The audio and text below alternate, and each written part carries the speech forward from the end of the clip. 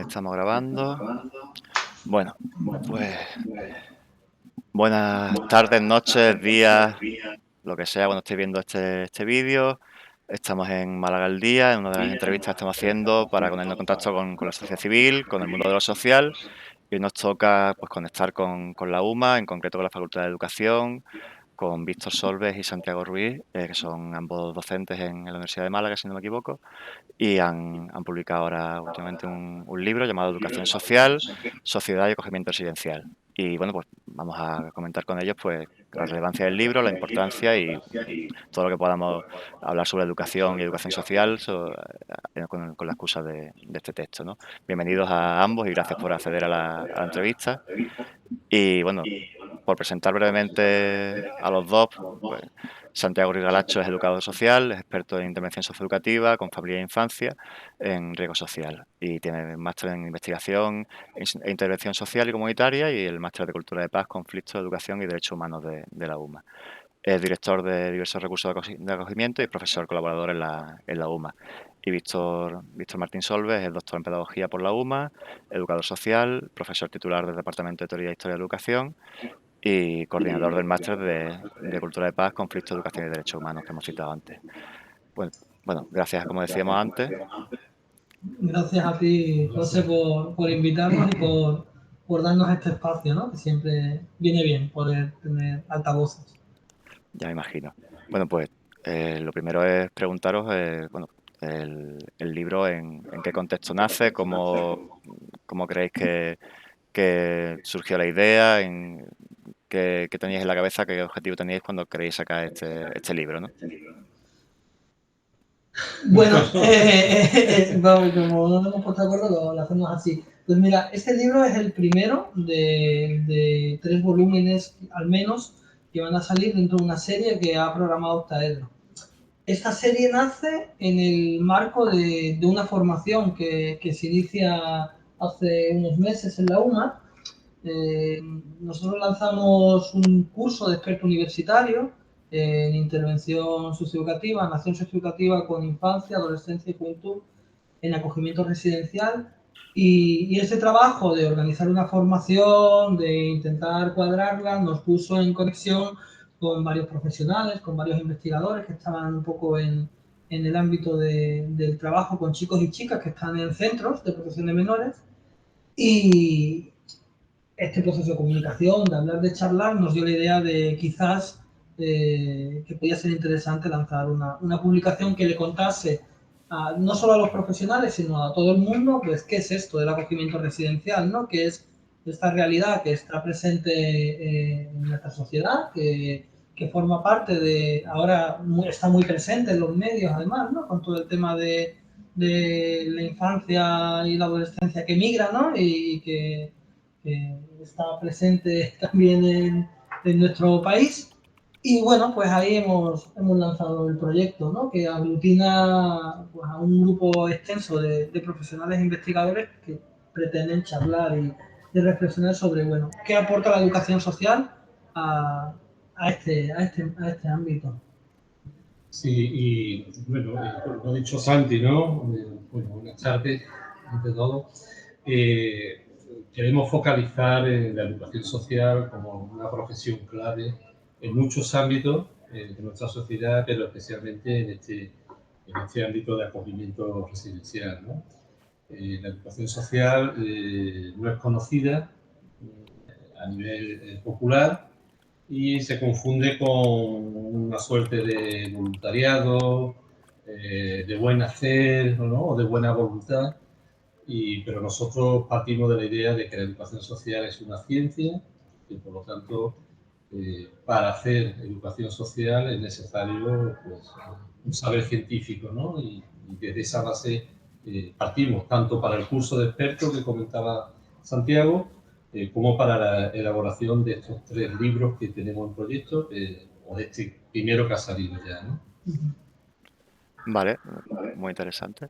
Y decíais que es una colección, ¿tenéis pensado qué otros títulos va a incluir? ¿Está abierto Sí, a...? Cuéntanos. ahora mismo tenemos dentro de la serie que lanza Octaedro, se llama Fundamentos de Educación Social con Infancia, Adolescencia y Juventud en Acogimiento Residencial.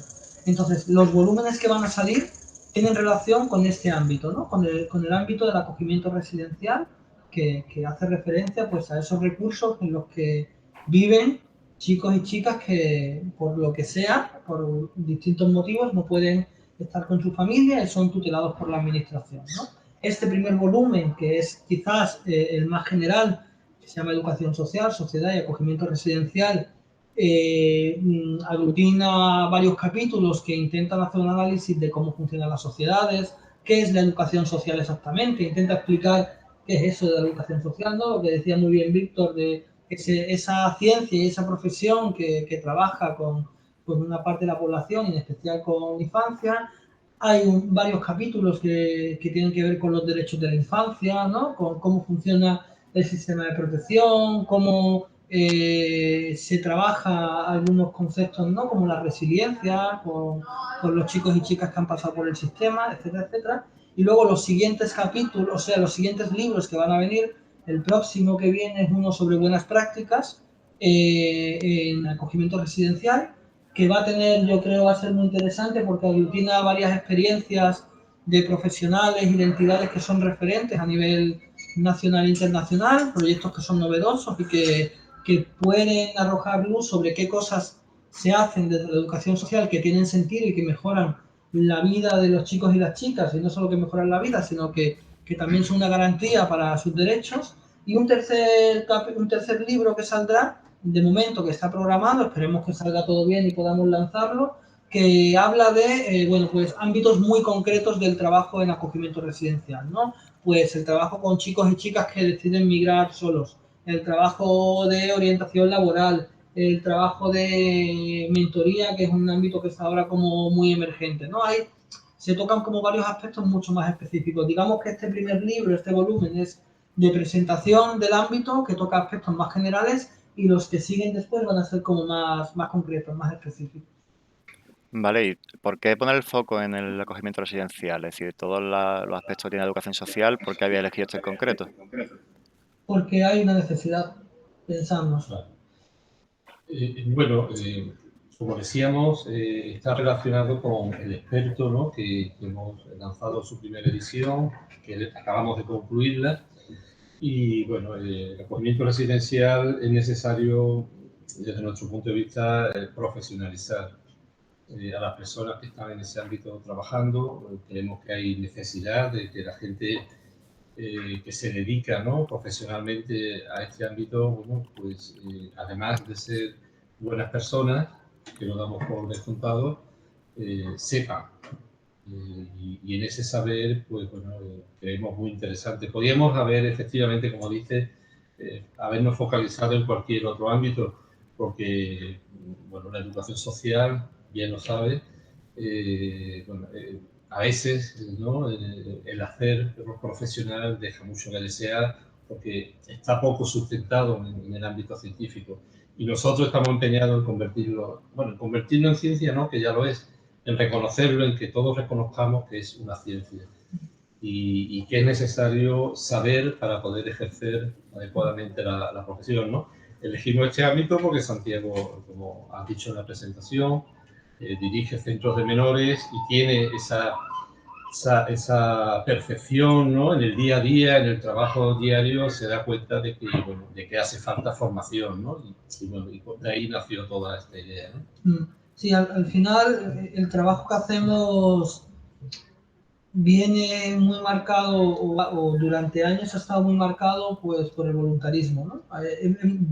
Yo me he encontrado trabajando en recursos de acogimiento residencial gente que tenía muchas ganas de hacer las cosas bien, que tenía mucho ánimo de ayudar, mucho ánimo de acompañar a un montón de chicos y chicas que a veces son muy invisibles a nivel social, ¿no? Porque la gente no conoce bien lo que es la red de centros de protección, la confunde como, bueno, esos son chicos que han hecho cosas malas, son chicos que están ahí porque... No, los centros de acogimiento residencial, los recursos de acogimiento residencial son espacios a los que van chicos y chicas que por su realidad familiar, pues su familia no puede hacerse cargo y acaban allí, ¿no? Y en esos espacios hay mucha gente que tiene muchas ganas de hacer las cosas bien, pero a veces lo que falta es un fundamento que sustente esa práctica.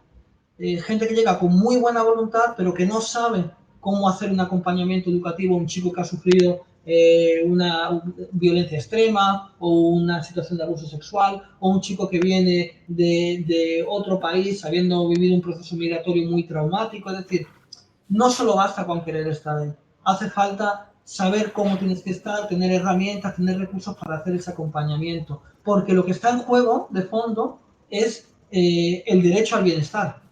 El bienestar no es un privilegio, es un derecho. Y la educación social tiene que garantizar esos derechos, tiene que tener las herramientas para saber garantizarlos. Y eso no se hace solo siendo buena gente.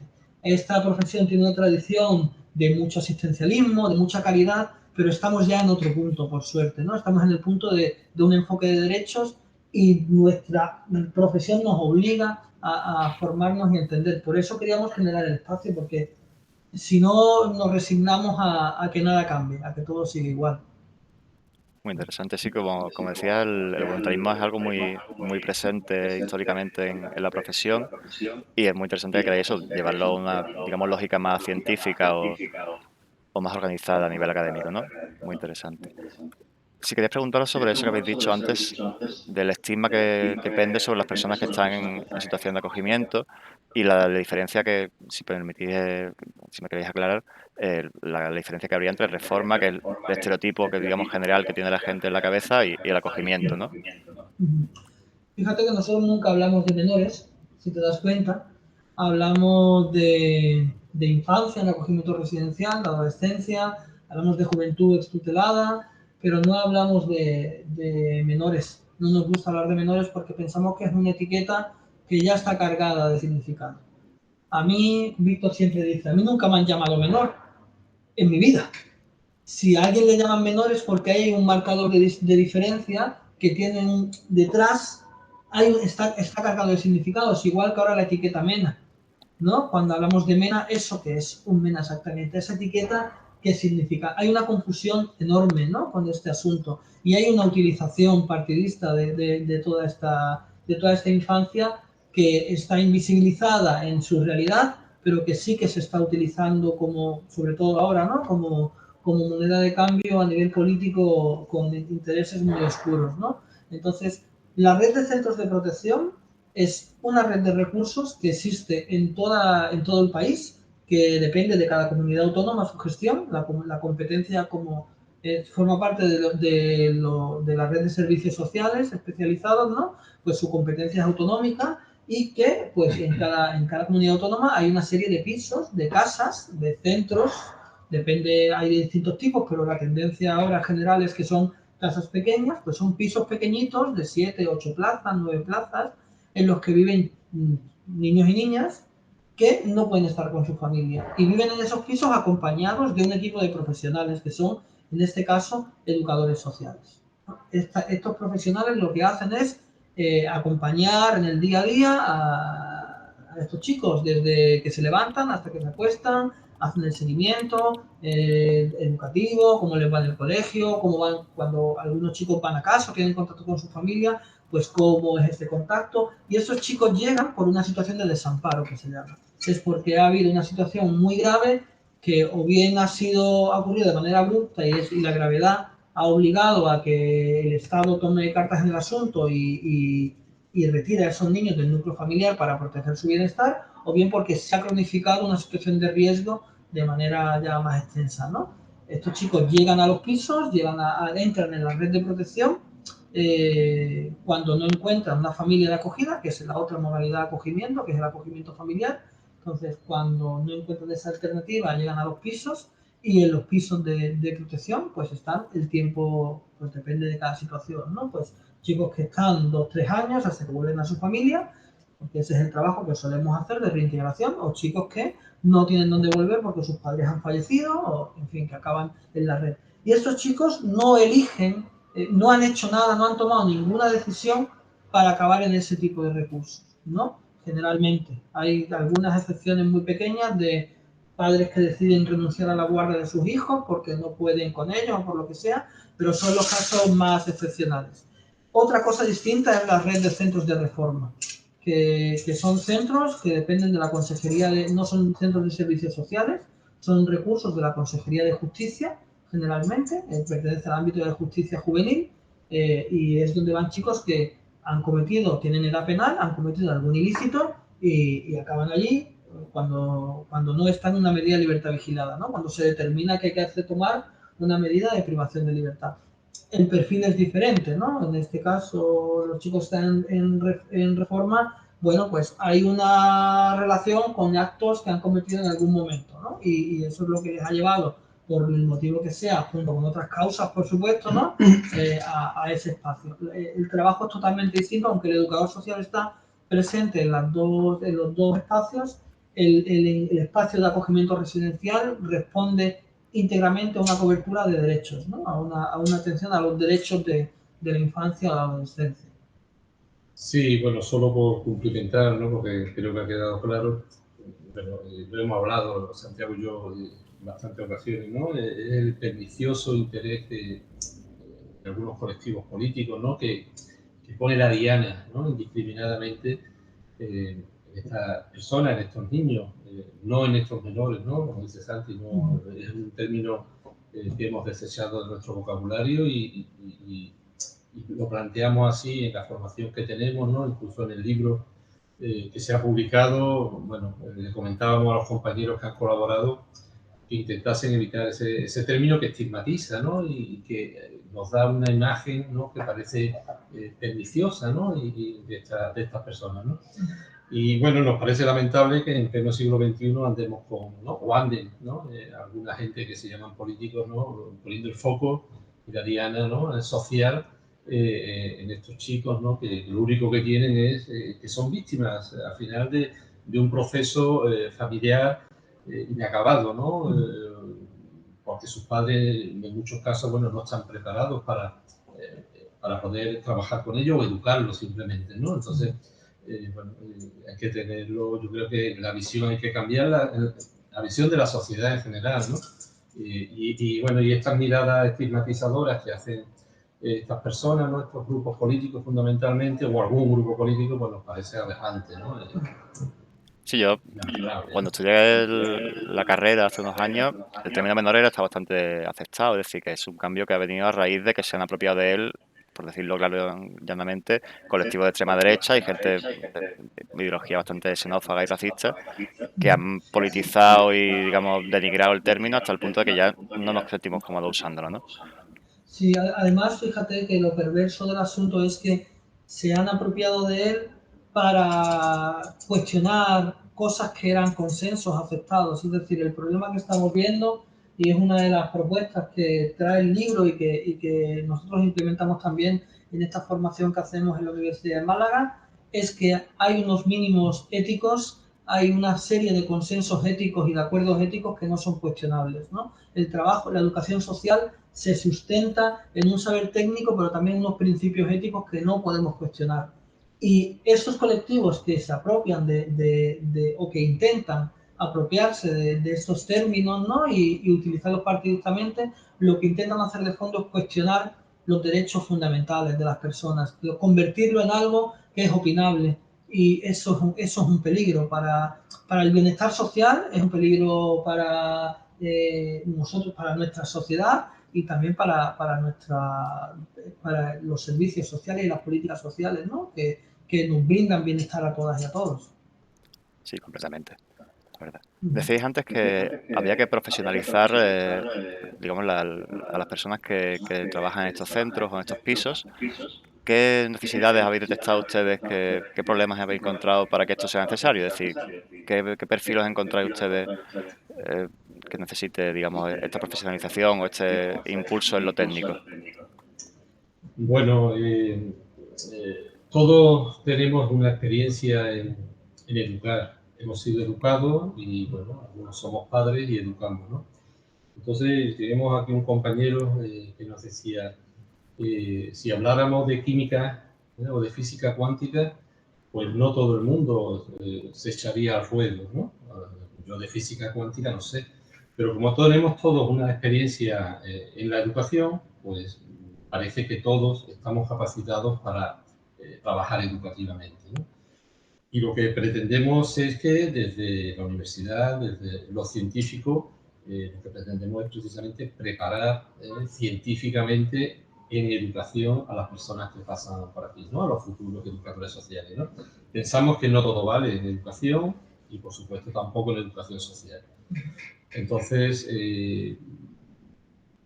los recursos de acogimiento residencial, igual que otros ámbitos de la educación social, sufren lo que podríamos denominar una desprofesionalización, porque acceden personas no cualificadas a estos recursos, ¿no? A estos trabajos. ¿Por qué? Bueno, seguramente porque la sociedad en sí, aunque todas hablan o todas hablamos de educación, al final nadie valora, o las personas que dirigen o que manejan, ¿no? El ámbito político y público, pues no conoce o no prestigia, ¿no? a la educación social. Entonces, bueno, una prueba la tenemos en el Ayuntamiento de Málaga, ¿no? Acaba de convocar unas plazas de educadores para trabajar en educación social y tienen acceso a cualquier titulación de la ciencia humana. Para trabajar de psicólogo, la convocatoria pide el grado de psicología. Para trabajar de graduado, o sea, de trabajador social, pide el grado en trabajo social. Para trabajar como educador social, bueno, entre otras cosas, educador social, pero también antropólogo y filósofo. Y, bueno, entonces hay un mal concepto, ¿no? Y bueno, y esto es una guerra continua. Llevamos muchos años, ¿no? Desde la profesión creando esto y queriendo reivindicar nuestro espacio. Sin embargo, hay un intrusismo profesional, yo creo que lo podemos llamar así, ¿no? Es decir, basado sobre todo en que hay una perspectiva que dice que para trabajar en esto, por lo que hay que ser buena gente y muy voluntarioso, que también, pero tenemos que saber lo que hacemos, no todo vale en educación social como en casi nada en el mundo, ¿no? Entonces, nuestra idea y nuestra perspectiva es profundizar en este tema y hacer ver que la necesidad de preparar y cualificar a las personas que trabajan en educación social, porque además estamos privando a la ciudadanía de un derecho de ser atendido por personas cualificadas. Cuando el profesional que se hace cargo de esa acción socioeducativa no está preparado, estamos privando a la persona que recibe esa atención de una atención cualificada. Y eso es lamentable. Y además, por hacer también ese punto de autocrítica en la profesión y de esas necesidades que estamos en los profesionales, no está solo esta dejadez política, ¿no? Esta dejadez institucional. Está también la realidad de muchos profesionales que están ya en la profesión, que son educadoras y educadores, y que el enfoque desde el que están en la profesión deja mucho que desear a veces, ¿no? Nos hemos encontrado personas que trabajando como educadoras y educadores estaban ahí cumpliendo su rol desde un papel muy asistencial, gente que decía, bueno, es que esto tiene más que ver con el amor, esto tiene más que ver con el cariño, con el ser buena persona. El amor y el cariño, todo forma parte de la relación educativa y forma parte de la profesión, pero no hace educación social. Lo que hace educación social es saber cómo construir un vínculo adecuadamente, saber cómo acompaña a un chico y genera un vínculo sano, y eso no lo hace solo el amor. Y tenemos el otro extremo que también nos hemos encontrado, profesionales que después de muchos años están achicharrados y trabajan desde el control social, desde la norma y desde aquí esto, y porque yo lo digo. En el fondo hemos visto que hace falta incluso para las personas que están en el ejercicio profesional, hace falta herramientas que les ayuden a reflexionar sobre qué hacemos aquí, cómo hacemos este trabajo bien, porque lo que tenemos entre manos, como bien ha dicho Víctor, es muy importante. Es profesiones que construyen bienestar social. O sea, si después de no sé cuántos años de evolución como especie hemos conseguido organizar nuestras sociedades para buscar el mayor bienestar, y los educadores sociales parecen clave en esa consecución del bienestar, pensamos que es fundamental que tengan herramientas, métodos y formas de saber cómo conectar a las personas, cómo conectar a la ciudadanía, porque los chicos y las chicas de los recursos de protección también son ciudadanía, cómo conectar a la ciudadanía pues con una sociedad mejor y con una sociedad en la que se viva bien. Esa es la necesidad fundamental. ¿Cómo podemos facilitar a los educadores y a las educadoras herramientas para que puedan hacer ese trabajo de conexión de las personas con el mundo que viven y que ese mundo a la vez se construya de la manera más ética posible, ¿no? La mejor manera. Y un poco es la propuesta que traemos, claro. Tiene bastante Que no sentido, es sí. casi nada. Sí, sí, tampoco. Sí, en ese sentido también quería preguntaros que tal vez también haga falta reivindicar la profesión, es decir, si a nivel normativo, como decías antes, sea requisito indispensable ser educador o educador social para trabajar en estos centros o estos pisos, pues seguramente es un paso habremos ganado. No sé si ahora mismo la legislación es explícita en ese caso, pero yo diría que no. Y me he encontrado casos parecidos como el que decía antes Víctor, de, por ejemplo, ir a dar un curso de formación y poder darlo siendo cualquier carrera que se dé de educación menos educación social, por ejemplo. Eso me ha pasado hace poco. Y es curioso. Entonces, tal vez habría que reivindicar también la profesión, ¿no? Y no sé si alguien que estudie o que sea profesional de educación social no esté viendo, pues que se busque su colegio profesional y, en fin, y ayude en lo que pueda, ¿no? De hecho, sí que el colegio ha tenido alguna implicación, tanto sobre todo en el título de experto, ¿no? Que ha valorado como muy positiva la formación que hemos iniciado y está... Hay una doble, yo creo que esto es un arma de doble filo que lo hemos hablado alguna vez. Está por un lado esa falta de reconocimiento que hay que pelearlo, hay que trabajarlo, hay que colegiarse, hay que asociarse. Los directores de los recursos residenciales tenemos que plantarnos. Ahora, por suerte, ya hay varios directores que somos educadores sociales.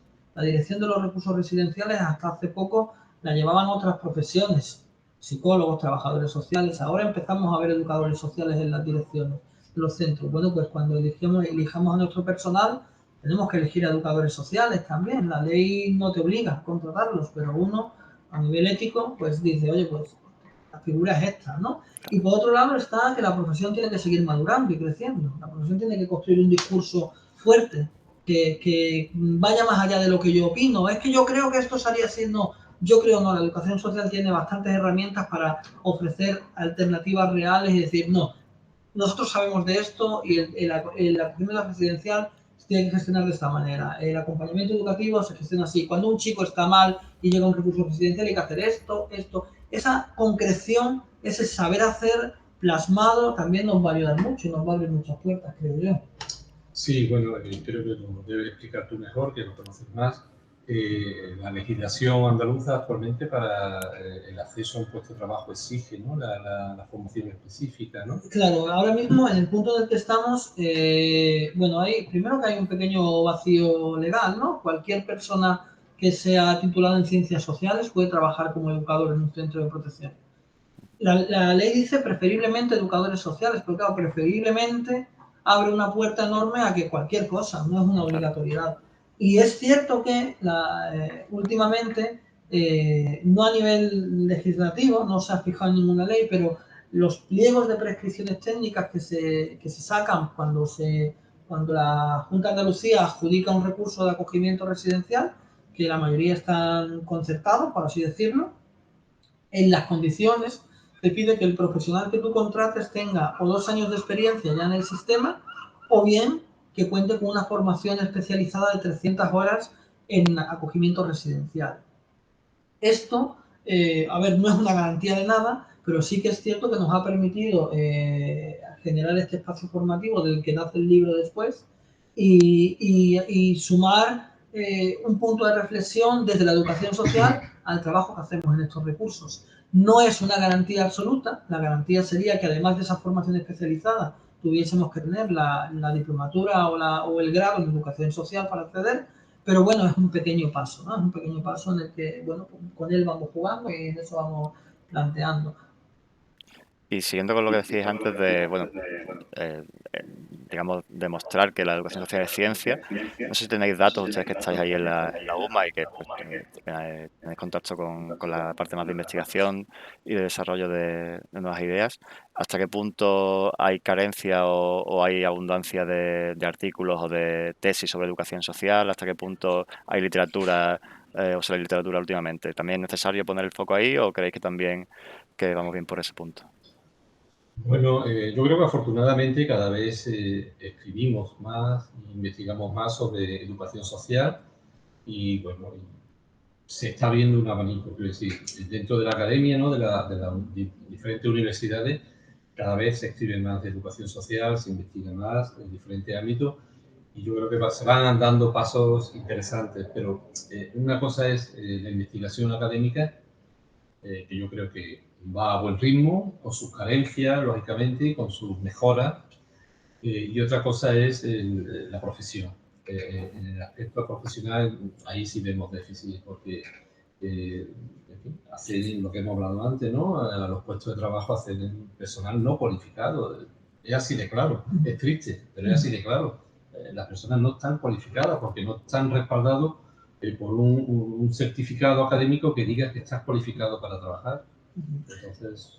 Además, una cosa que sí que es interesante, que los siguientes, sobre todo los siguientes volúmenes que recogen más experiencias y algunos métodos de trabajo, sí que ofrecemos experiencias y propuestas muy trabajadas. Yo diría que hay un esfuerzo en algunos sectores, especialmente en las comunidades que más invierten en política social, casualmente.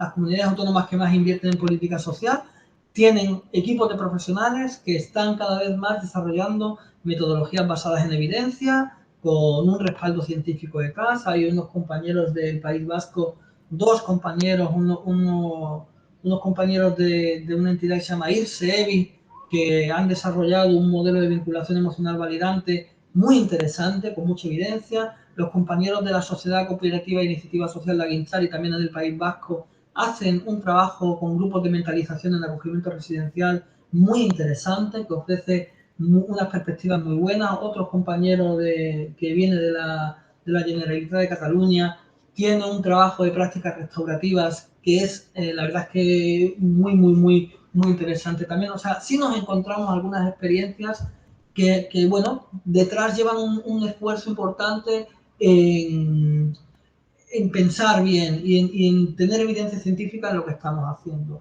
¿Que eso no es suficiente? Pues claro que no lo es. ¿Que de fondo hay también un poco cuidado de estos ámbitos? Pues evidentemente volvemos a lo mismo, ¿no? Cuando hay un cierto desinterés político y hay una falta de inversión, pues eso se traduce directamente en el modelo de trabajo de los profesionales.